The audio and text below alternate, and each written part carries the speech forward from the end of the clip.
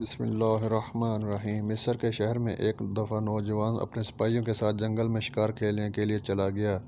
اس نوجوان کو شکار بہت پسند تھا۔ وہ شکار کرنا پسند کرتا تھا اور وہ نوجوان شکار کرنے میں اتنا ماہر تھا کہ اڑتے ہوئے پرندے کے سیدھا دل میں تیر لگتا اور اسی وقت اپنے شکار کو حاصل کر لیتا۔ اس نوجوان کا نام کرن تھا۔ وہ ایک زمیندار کا بیٹا تھا۔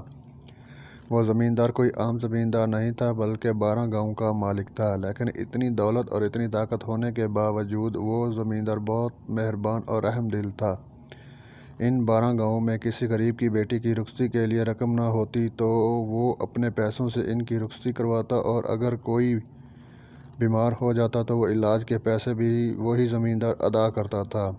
سارا گاؤں والے اس سے بہت خوش تھے اور اس گاؤں والوں کی دعاؤں کی بدولت وہ زمیندار بہت دولت مند بنتا جا رہا تھا۔ اس دن بھی شکار کھیلتے ہوئے تیر چلایا تو نشانہ چوک گیا اور تیر ایک پرندے کے لگنے کی بجائے ایک 10 سالہ بچے کو جا لگا جو چولہے میں آگ جلانے کے لیے جنگل سے لکڑیاں کاٹنے آیا تھا۔ تیر اس کے دل میں جا لگا اور اس بچے کی اسی وقت موت ہو گئی۔ کرن اس وقت دوڑتا ہوا اس بچے کے پاس پہنچا تو تیر سیدھا اس کے دل میں لگا ہوا تھا۔ اس کی موت ہو چکی تھی۔ یہ دیکھ کر کرن کو بہت افسوس ہوا اور اس نے اپنے سپاہیوں کو حکم دیا کہ جا کر معلوم کرو یہ بچہ کہاں سے آیا ہے، اس کے ماں باپ کون ہیں۔ سپاہی جنگل میں پھیل گئے اور تھوڑی دیر بعد آ کر بتایا، حضور جنگل کے قریب ایک گاؤں ہے، آپ کی بابا کی ملکیت میں نہیں آتا، یہ بچہ شاید اسی گاؤں سے آیا ہے۔ سپاہیوں نے کہا، حضور آپ بھی یہیں رکیں، ہم اس بچے کو خفیہ طور پر اس گاؤں میں چھوڑ کر آتے ہیں تاکہ کسی کو پتہ نہ چلے کہ اس بچے کی موت آپ کے تیر لگنے سے ہوئی ہے۔ یہ سن کر کرن نے اسی وقت اس بچے کو اپنی گود میں اٹھایا اور کہا، یہ گاؤں والے تو نہیں دیکھ رہے، اس بچے کے ماں باپ تو نہیں دیکھ رہے، لیکن میرا رب تو ضرور دیکھ رہا ہے۔ لہٰذا کرن نے اس وقت اس بچے کو اٹھایا اور اس گاؤں کی طرف چل پڑا۔ جب کرن کو گود میں اٹھایا اور اس بچے کو اس گاؤں میں پہنچا تو بچے کو زخمی حالت میں دیکھ کر تمام گاؤں والے اسی وقت اکٹھا ہو گئے۔ اتنی دیر میں ایک عورت چیختی چلاتی ہوئی کرن کے قریب آئی اور آ کر اس بچے کو دیکھ کر رونے پیٹنے لگی۔ وہ اس بچے کی ماں تھی۔ کرن نے بچے کو اپنی گود سے اس ماں کی گود میں دیتے ہوئے کہا، اے خاتون، اس بچے کی موت میرے تیر لگنے سے ہوئی ہے، لیکن میں نے اس بچے کو جان بوجھ کر نہیں مارا۔ یہ سن کر اس گاؤں میں قیامت برپا ہو گئی اور گاؤں والے بہت غصے میں آ گئے۔ گاؤں والوں نے اس نوجوان کو پکڑا اور قاضی صاحب کے پاس لے گئے۔ کرن ان کے ساتھ چل پڑا۔ قاضی کی عدالت لگی ہوئی تھی۔ جب قاضی صاحب نے سامنے کرن کو پیش کیا گیا تو کرن نے اپنے گناہ کا اقرار کر لیا اور کہا، قاضی صاحب میری غلطی کی وجہ سے تیر اس بچے کو جا لگا اور میرے تیر کی وجہ سے ہی اس بچے کی موت ہو گئی، لہٰذا اس قتل کے جرم کی سزا بھگتنے کے لیے تیار ہوں۔ جب جرم کا اعتراف ہو گیا تو قاضی صاحب نے کرن کو سزائے موت کا حکم سنا دیا۔ قاضی صاحب کا فیصلہ سن کر اس بچے کے باپ نے کہا، قاضی صاحب اس جنگل میں شکار کھیلنے کے لیے ہم نے بہت دفعہ ان امیر زادوں کو منع کیا لیکن ہماری کسی نے نہیں سنی، لہٰذا میری درخواست ہے کہ اس نوجوان کو گاؤں کے چوراہے پر کھلے عام پھانسی دی جائے۔ قاضی صاحب نے دکھی باپ کی درخواست مسترد کرتے ہوئے کہا، یہ سلطان کی عدالت نہیں ہے، ایک مجرم کو چوراہے پر سزا دی جائے، لہٰذا اس کو جیل میں ہی دی جائے گی۔ یہ سن کر کرن نے کہا، قاضی صاحب میری آپ سے ایک درخواست ہے کہ اس بچے کی باپ کی درخواست کو منظور کیا جائے۔ یہ سن کر قاضی صاحب اور تمام گاؤں والے بڑے حیران ہو گئے کہ یہ عجیب نوجوان ہے، پہلے بچے کے قتل کا اقرار، پھر خود ہی آ کر اپنے جرم کا اعتراف کیا اور اب گاؤں کے چوراہے پر پھانسی کی سزا بھگتنے کے لیے تیار ہو گیا۔ لہٰذا قاضی صاحب نے مقبول بچے کی خواہش کو قبول کیا۔ چند دن بعد ہی اس گاؤں کے مرکز میں کرن کو پھانسی کا حکم دے دیا گیا۔ جب قاضی صاحب نے زمیندار کے بیٹے کرن کو پھانسی کی سزا کا حکم دیا تو کرن کے سپاہی اس وقت دوڑتے ہوئے زمیندار کے پاس گئے اور اسے بتایا، زمیندار صاحب آپ کے بیٹے کے ہاتھوں ایک معصوم بچے کا قتل ہوا اور اس کا گناہ کا اقرار شہزادے نے خود کر دیا، جس وجہ سے قاضی صاحب نے کرن کو سزائے موت کا حکم دیا۔ اور فلاں دن اس گاؤں کے چوراہے پر کرن کو سزائے موت دی جائے گی۔ سپاہی توقع کر رہے تھے کہ زمیندار ابھی یہ خبر سن کر تڑپ اٹھے گا اور جا کر قاضی صاحب کو اپنے بیٹے کے خون کے بدلے قصاص پیش کرے گا یا کوئی اور طریقہ کھیل کر اپنے بیٹے کی جان بچائے گا۔ لیکن جب اس بات کی خبر زمیندار نے سنی تو اس سے بہت افسوس ہوا، لیکن وہ سیدھا اپنے بیٹے کے پاس گیا اور اس سے کہا، اے بیٹا، بے شک آج میں اپنی طاقت اور دولت کا استعمال کر کے تمہاری جان تو بچا لوں گا اور تم دنیا کی نظروں میں تو زندہ رہو گے، لیکن تاریخ میں تم ہمیشہ ہمیشہ کے لیے مر جاؤ گے۔ لہٰذا کیا تم تاریخ میں زندہ رہنا چاہتے ہو یا پھر اس دنیا میں؟ تو کرن نے مسکراتے ہوئے کہا، بابا جان، میں ایسی زندگی چاہتا ہوں جس میں کبھی انسان کو موت نہ آئے۔ زمیندار نے اپنے بیٹے کا کندھا تھاپتے ہوئے کہا، بیٹا، تم نے اس بچے کو جان بوجھ کر قتل نہیں کیا، لہٰذا اس کی موت کو تم ایک حادثہ سمجھو اور اپنی سزا کو شہادت سمجھو۔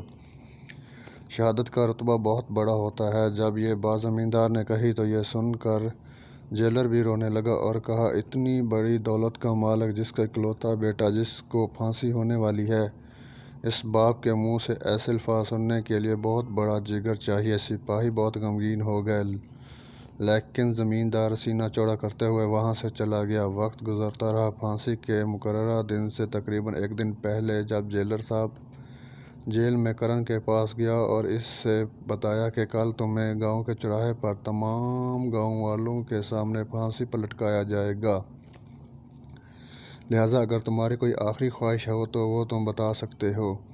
جیلر کو کرن سے بہت لگاؤ ہو چکا تھا۔ وہ کرن کی اتنی دیانت داری اور بہادری سے متاثر ہوا کہ اس کا اختیار میں ہوتا تو وہ شاید کرن کو معاف کر دیتا، لیکن جیلر صاحب بہت مجبور تھا، لہٰذا اس نے کرن کو کہا، تم اپنی آخری خواہش بتاؤ۔ کرن نے کہا، حضور، میری ایک آخری خواہش ہے کہ مجھے پھانسی سے ایک دن پہلے کا وقت دیا جائے۔ میں نے چند اہم فرائض سونپنے ہیں، اگر میں ان فرائض کو نہ سونپ سکا تو مجھے کبھی موت نہیں آئے گی۔ میری جان تو نکل جائے گی لیکن میری روح کبھی آزاد نہیں ہوگی۔ جیلر کو کرن پر بہت بھروسہ تھا، لہٰذا جیلر صاحب نے اس سے رہا کر دیا اور کہا، کل صبح تم گاؤں کے چوراہے پر حاضر ہو جانا۔ اگلی صبح ہوئی تو کرن کو گاؤں کے درمیان میں پھانسی دینے کے لیے پھانسی کا پھندا تیار کیا گیا۔ سارے گاؤں والے جمع تھے۔ قاضی صاحب نے جیلر سے پوچھا کہ کرن کہاں ہے، اسے زندان سے لے آؤ۔ تو جیلر نے کہا، حضور، کرن جا چکا ہے۔ جب یہ بات جیلر نے کہی تو قاضی صاحب چونک اٹھا اور کہا، یہ تم کیا کہہ رہے ہو؟ تو جیلر نے کہا، حضور، میں نے کرن سے اس کی آخری خواہش پوچھی تھی تو اس نے مجھے کہا مجھے ایک دن کے لیے آزاد کر دیا جائے۔ میں نے چند اہم فرائض سونپنے ہیں، لہٰذا میں پھانسی کے وقت سے پہلے آ جاؤں گا۔ یہ سن کر قاضی صاحب نے کہا، تمہیں لگتا ہے وہ واپس آئے گا؟ تو جیلر نے کہا، حضور، جو انسان خود اپنی موت کی طرف ایک بار چل کر آیا ہے تو اس انسان کو موت کیا ڈرا سکتی ہے؟ وہ ضرور آئے گا۔ قاضی صاحب نے کہا، اگر جیلر صاحب کرن واپس نہ آیا تو تمہیں اس کی جگہ سے پھانسی پر لٹکایا جائے گا۔ جیلر مسکراتے ہوئے کہا، حضور، جو آپ کو مناسب لگے، پھانسی کا وقت ہو گیا ہے۔ تمام گاؤں والے انتظار کر رہے تھے کہ اس مقتول بچے کا باپ اور ماں بھی اس بات کا انتظار کرنے لگے کہ کب قاتل کو سزا ملے گی۔ وہ اس ماں کا اکلوتا بچہ تھا، لہٰذا ایک طرف وہ اس کرن کو دیکھتی رہی تو دوسری طرف اپنے بچے کو دیکھتی رہی۔ دوبارہ اس کے دل میں انتقام کی آگ بھڑکنے لگی، لہٰذا وہ چاہتے ہوئے بھی کرن کو معاف نہیں کر سکتی تھی۔ پھانسی کا وقت ہو گیا لیکن ابھی تک کرن واپس نہیں آیا تھا۔ تمام لوگ قاضی صاحب سے اور جیلر کو دیکھنے لگے۔ اگر کرن واپس نہ آیا تو اس کی جگہ پر جیلر کو پھانسی دی جائے گی۔ جب جیلر نے دیکھا کہ ابھی تک کرن واپس نہیں آیا تو وہ اپنی نشست سے اٹھا اور اپنے ہاتھوں میں پکڑی ہوئی ایک چھڑی قاضی صاحب کے حوالے کرتے ہوئے پھانسی کے پھندے کی طرف بڑھنے لگا۔ تو اتنے میں دور سے گھوڑے کے دوڑنے کی آواز آنے لگی۔ تمام لوگوں نے غور سے دیکھا تو چند ہی لمحوں میں ایک چہرہ نمودار ہوا۔ وہ چہرہ کرن کا تھا۔ کرن گھوڑے سے اترا اور سیدھا پھانسی کے پھندے کی طرف پہنچ گیا۔ قاضی صاحب نے جلاد کو حکم دیا کہ پھانسی کا پھندا اس کے گلے میں پہنایا جائے، لیکن پھر قاضی صاحب نے کہا، پھانسی کا پھندا پہنانے سے پہلے میں کرن سے اپنی طرف سے ایک آخری خواہش پوچھنا چاہتا ہوں۔ قاضی صاحب نے اس کے پاس کیا اور کہا، کرن تمہاری کوئی آخری خواہش جو پوری نہ ہوئی ہو تو؟ اس نے کہا، قاضی صاحب میرے پاس گاؤں کے سینکڑوں لوگوں کی امانتیں موجود تھیں اور وقت ایک دن کا تھا۔ ایک دن میں نے نہ ہی ان کا گھونٹ پیا، نہ ہی پیاسا، نہ ہی ایک نوالا روٹی کا کھایا، لیکن ابھی بھی ایک امانت، ایک بوڑھی عورت جس میں بوڑھی عورت کی بیٹی کے زیورات اور سونے کے سکے تھے جو کہ میں واپس نہیں کر سکا، وہ فلاں جنگل میں فلاں درخت کے نیچے چھپے ہوئے ہیں، اگر وہ آپ رقم نکال کر اس بوڑھی عورت کے حوالے کر دیں تو یہ آپ کا بہت بڑا احسان ہوگا۔ یہ سن کر قاضی صاحب کی آنکھوں میں آنسو آنے لگے اور کہا، تم جیسا نوجوان آج تک اپنی زندگی میں نہیں دیکھا۔ یہ سن کر قاضی صاحب نے اس وقت حکم دیا کہ اس جیلر کی جگہ مجھے پھانسی دی جائے۔ یہ سن کر تمام گاؤں والے بڑے حیران ہو گئے تو اتنے میں جیلر صاحب نے کہا، نہیں قاضی صاحب نہیں، اس نوجوان کی جگہ میں پھانسی پر چڑھنا چاہتا ہوں۔ تمام لوگ ایک دوسرے کو دیکھ کر رونے لگے اور تمام گاؤں والے کہنے لگے، اس نوجوان کی دیانت داری نے ہمیں اتنا متاثر کیا ہے کہ ہم اس نوجوان کی جگہ پر پھانسی لٹکنے کے لیے تیار ہیں۔ کرن کی دیانت داری اور بہادری نے گاؤں والوں کو اتنا متاثر کیا کہ سارے کا سارا گاؤں کرن کی جگہ سزا بھگتنے کے لیے تیار ہو گیا۔ پورے گاؤں میں ہلچل مچ گئی تو اس دوران اس جگہ سے سلطان صلاح الدین ایوبی رحمۃ اللہ علیہ کا قافلہ گزرا۔ اس گاؤں میں بہت زیادہ ہجوم ہونے کی وجہ سے سلطان نے اپنے سپاہی کو حکم دیا کہ جا کر معلوم کرو کہ آخر اس گاؤں میں اتنا زیادہ ہجوم کیوں ہے۔ سپاہی گیا اور آ کر اس نے جو سلطان کو خبر دی تو سلطان کو ہلا کر رکھ دیا۔ اس سلطان کو بتایا کہ حضور، آج اس گاؤں کے چوراہے پر ایک نوجوان کو پھانسی دی جانے والی تھی، لیکن عین موقع پر قاضی صاحب کہنے لگا، مجھے اس نوجوان کی جگہ پھانسی دی جائے۔ جس پر قاضی صاحب نے اس نوجوان کو پھانسی کی سزا سنائی۔